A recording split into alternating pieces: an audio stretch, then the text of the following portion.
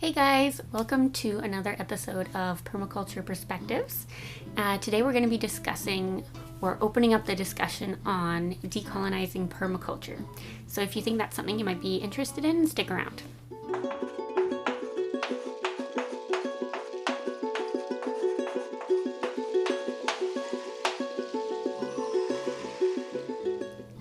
Hey guys, thanks for sticking around. Welcome back. So today, as I said in the intro, I would like to talk about the theme of decolonizing permaculture. And first of all, I just wanted to say I'm sorry I haven't made a video in a while, but if you saw my last video, you know that I was driving across Canada with my partner, and so that took about a week in itself. And then the week after that, we've just been trying to prepare for the last leg of our move to our final destination here in Western Canada, but that's been kind of hampered by the fact that highways have been experiencing avalanches and really crazy conditions, so we're kind of stuck. But things are looking up, and I think within the next few days we should be able to get to where we're going. I'm just at my parents' house right now, so we're just kind of like taking it easy. So I thought that would be a perfect opportunity to make another Permaculture Perspectives video. And it's actually the perfect time because I'm just finishing up a course that really relates to what I wanted to talk to you about today. So I'm just going to tell you the story of how this topic came to Permaculture Perspectives. So last year, I thought that I was going to be living in Europe. That ended up not working out. So we're back here in Canada. And I've been reflecting a lot on what it means to do permaculture in Canada. A lot of the land here obviously is unceded Indigenous territory. So what does it mean to practice permaculture here? And how does that intertwine with histories of colonialism and oppression? Like, I was thinking about ways that permaculture can combat colonialism and oppression, but also ways that it can contribute to colonialism and oppression. And I think it does both. And without going forward in a conscious way, it can definitely side more towards perpetuating things that it actually wants to eradicate. That's what I've kind of discovered through research and just my own reflections.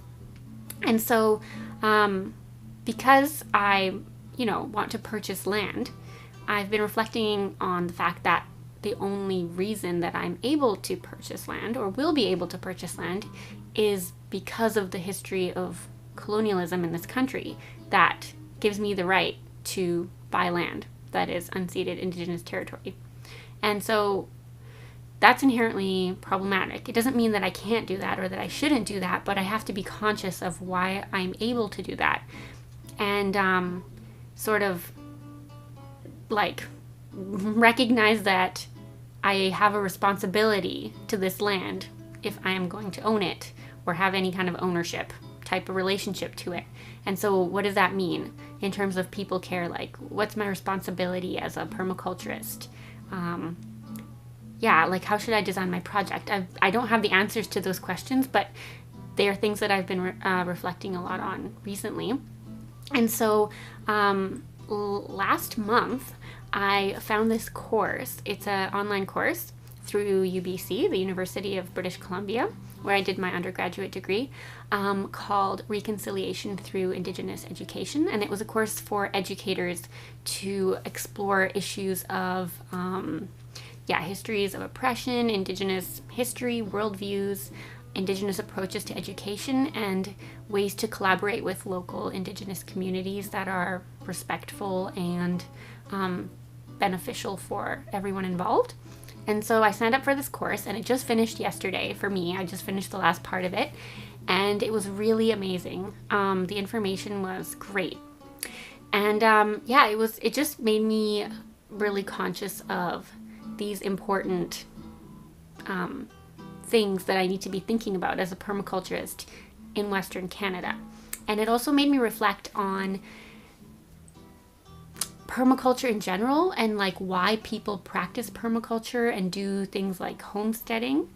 And I totally include myself, my previous self, in this category. I think a lot of people are like overwhelmed by all the crap that's happening in the world and the unfairness that's going on, and they kind of just want to like distance themselves from it, and they don't think that there's much that they can do without kind of like cutting the ties with modern society and going off the grid and stuff.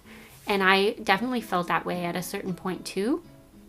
But I've been reflecting recently, and just like we can never sever those ties. We live in a system that's based on a zero-sum game where the only reason why people who live in richer parts of the world can experience a high quality of life and the level of convenience and consumerism is because people in other parts of the world and in our part of the world don't. That's the way that our system works, and we've benefited from that our entire lives. Like, I've benefited from that system my entire life. So I can't just now go and say, well, I'm done with that system because I don't agree with it. I'm just going to go live off the land and like, that's it. Though, I mean, you can do that, I guess, but I just wouldn't feel right doing that. And even as ethical as we try to be, we're always still a part of it because it's everywhere around us. The inequalities of the world that perpetuate racism and oppression based on gender and sex and age and all that stuff are embedded, right? And we can't escape our own personal histories of having benefited from it. The only thing we can do is be conscious and actively work against the things that we don't believe in. So for permaculturists, what does that mean? It's definitely true that I don't have all the concrete answers, but there's definitely some areas that I think permaculturists, such as myself, need to pay attention to. And one of the main things that's been a problem that's been highlighted by people in permaculture is the idea of appropriating Indigenous knowledge. So permaculture started in Australia and with two like white men, and in the original text they admitted that a lot of the ideas behind permaculture, especially this systems-based holistic thinking, which is the root of permaculture, of what it is, comes from Indigenous worldviews. And so I and others don't think that it's enough just to say, oh yeah, permaculture is great. It's based on some Indigenous worldviews, but the heroes of permaculture are really like these guys who have written these books who are mainly white middle-class people. And then we just go on and teach courses on whichever land to whichever people. And I don't know, it's like it's not enough just to say that. That's just very vague, and none of that's to say that anyone doesn't recognize the amazing contributions and innovations that permaculture teachers have made to permaculture since its inception, really. Like, there's been so much amazing development and new ideas and people building on each other, but without the recognition of this foundation that's based a lot on Indigenous perspectives, I don't think that we are doing the movement of permaculture justice if we don't address that. Like, to me, being respectful with permaculture means that we need to look at, okay, well, what's the land that we're standing on? What territory is it? What history of Indigenous perspectives and worldviews have been present on this land? And how are they present today?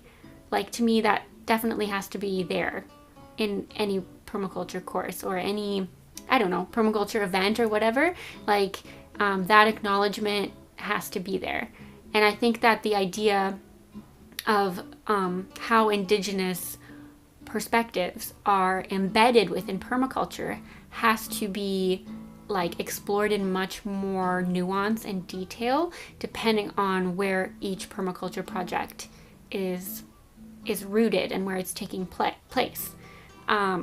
I think that's definitely a big part of something that I want to be exploring in my own permaculture work.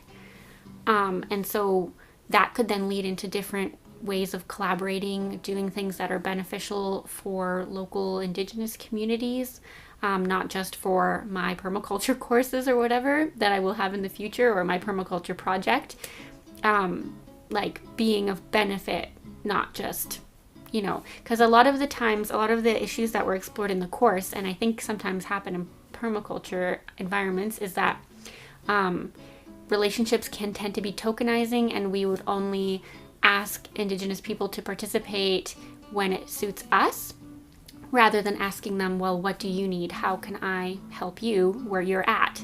That's definitely an issue that I know is a big one in terms of collaborative relationships. So that's something that I want to be really aware of in my own permaculture work.